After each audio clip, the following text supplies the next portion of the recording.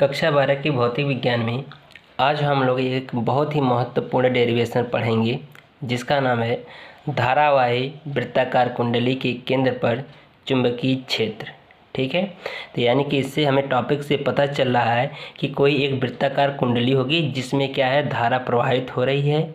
ठीक है, तो इसलिए उसको कहा जा रहा है धारावाही वृत्ताकार कुंडली और हमें उस वृत्त के केंद्र पर चुंबकीय क्षेत्र को ज्ञात करना है। ठीक है, तो चलिए वीडियो को स्टार्ट करते हैं।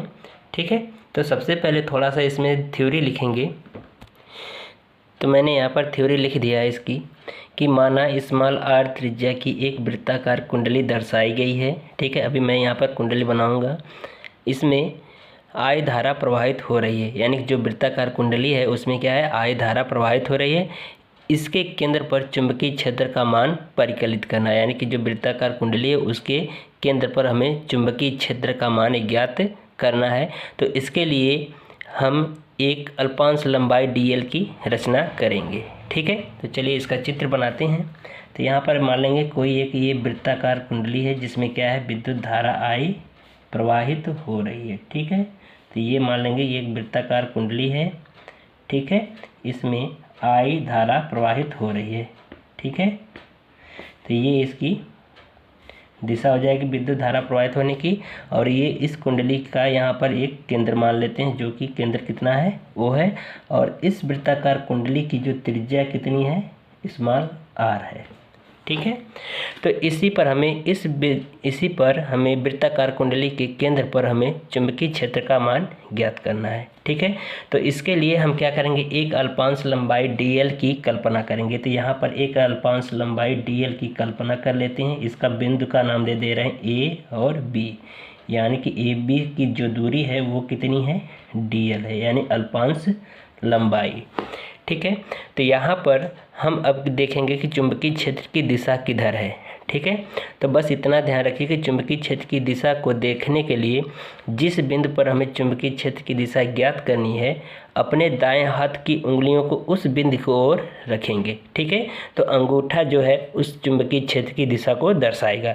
तो हम देख रहे हो अपने दाएं हाथ की उंगलियों को इसके केंद्र की ओर रखा, तो ये देख रहे हो कि अंगूठा जो हमारा है चुंबकीय क्षेत्र की दिशा किधर को दर्शा रहा है, ऊपर की ओर दर्शा रहा है। तो इसलिए इस बिंदु पर चुंबकीय क्षेत्र की जो दिशा होगी वो कहाँ पर होगी, ऊपर की ओर होगी। तो ये हो जाएगा b। ठीक है, तो इनके बीच में बना कोण देख रहे हो कितना है, 90 अंश का है। ठीक है, बात समझ में आई। तो अब हम यहाँ पर इस वृत्ताकार कुंडली के केंद्र पर हमें चुंबकीय क्षेत्र का मान ज्ञात करना है। ठीक है, तो लिखेंगे बायो-सेवर्ट के नियम से,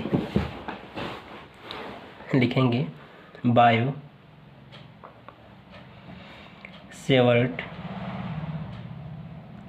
के नियम से। ठीक है, तो यदि आप बायो-सेवर्ट का नियम नहीं अगर आप पढ़े हैं तो मेरे यूट्यूब पर जाइए, यूट्यूब चैनल पर राहुल एकेडमी में। ठीक है, वहाँ पर प्ले लिस्ट में वीडियो पढ़िए बायो-सेवर्ट का, वहाँ पर उसका नियम देख लीजिए। ठीक है, तो बायो-सेवर्ट का नियम है कि dB बराबर μ0 अपान 4 पाई IDL साइन थीटा बट्टे r स्क्वायर। ठीक है, तो ये बायो-सेवर्ट का नियम है। तो यहाँ पर देख रहे हो थीटा बराबर कितना है, 90 अंश है। तो लिखेंगे थीटा बराबर 90 अंश रखने पर। ठीक है, तो इस समीकरण में थीटा की जगह पर 90 अंश रख दीजिए। तो लिखेंगे dB बराबर μ0 अपान 4 पाई IDL साइन 90 अंश, थीटा की जगह पर 90 अंश रख देंगे बट्टे r स्क्वायर। आप जानते हो कि साइन 90 अंश बराबर 1 होता है। तो यह मान क्या करेंगे, यहाँ पर रख देंगे साइन 90 अंश की जगह पर। तो ये हो जाएगा dB बराबर μ0 अपान 4 पाई IDL साइन 90 अंश की जगह पे 1 रख देंगे। ठीक है, तो यहाँ पर 1 रख दिया इसका मान। ठीक है, बट्टे r स्क्वायर। तो ये हो जाएगा dB बराबर μ0 अपान 4 पाई IDL अपॉन R², इसको हम समीकरण नंबर 1 मान लें। ठीक है, तो ये देख रहे हो कि ये जो चुंबकीय क्षेत्र का जो मान आया है इस अल्पांश लंबाई के लिए आया है। ठीक है, लेकिन हमें चाहिए इस पूरे वृत्ताकार कुंडली के लिए चाहिए। ठीक है, तो जब वृत्ताकार कुंडली के लिए चाहिए तो हमें क्या करना होगा, इस समीकरण 1 का समाकलन करना होगा। ठीक है, तो लिखेंगे केंद्र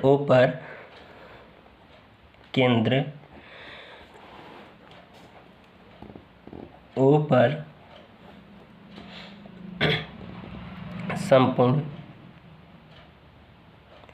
पर संपूर्ण वृत्ताकार कुंडली के कारण चुंबकीय क्षेत्र। ठीक है, तो अब हमें क्या करना होगा, तो यहाँ पर लिख देंगे समीकरण 1 का समाकलन करने पर, समीकरण 1 का समाकलन करने पर। ठीक है, तो समीकरण 1 का समाकलन कर दीजिए। तो यहाँ पर इसको लिखेंगे, समाकलन का ये चिन्ह लगा देंगे, dB बराबर समाकलन μ0/4π IDL अपॉन R²। ठीक है, तो यहाँ पर देख रहे हो जब dB का समाकलन कर देंगे तो ये हो जाएगा B। ठीक है, जैसे dx का समाकलन x होता है तो उसी तरह dB का समाकलन B होगा। ठीक है, तो यहाँ पर देख रहे हो कि हमें लंबाई के सापेक्ष समाकलन करना है, तो इसलिए μ0/4π I अपॉन R² कांस्टेंट होगा, तो इसलिए बाहर निकल जाएगा। तो ये हो जाएगा μ0/4π I अपॉन R² समाकलन dl। ठीक है, तो ये देख रहे हो कि जो समाकलन dl है ये वृत्त की परिधि की लंबाई है, तो इसलिए dl का जो समाकलन होगा यहाँ पर लिख दे रहा हूँ, dl समाकलन dl बराबर 2πr।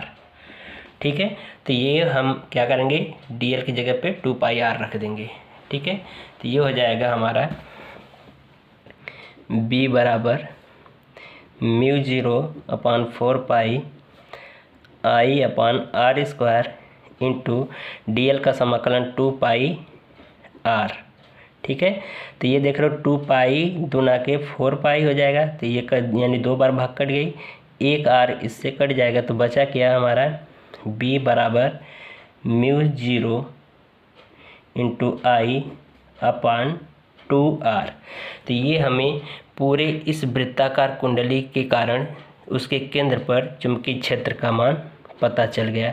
तो ये जो चुंबकीय क्षेत्र का जो मान आया है ये सिर्फ एक फेरे के लिए आया है। ठीक है, तो यदि मान लेते हैं कि इस कुंडली में n फेरे हों तब क्या होगा, लिखेंगे यदि कुंडली में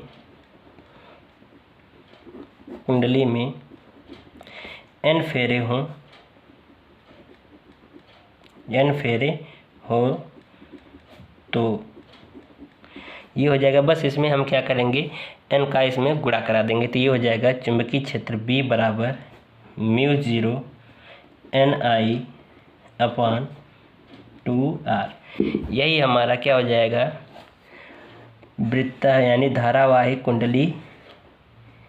ठीक है, धारावाहिक कुंडली के केंद्र पर चुंबकीय क्षेत्र का मान। ठीक है, तो ये हमारा डेरिवेशन कंप्लीट होता है। ठीक है, तो वीडियो पसंद आए तो वीडियो को लाइक करिएगा, हमारे चैनल को सब्सक्राइब करिएगा।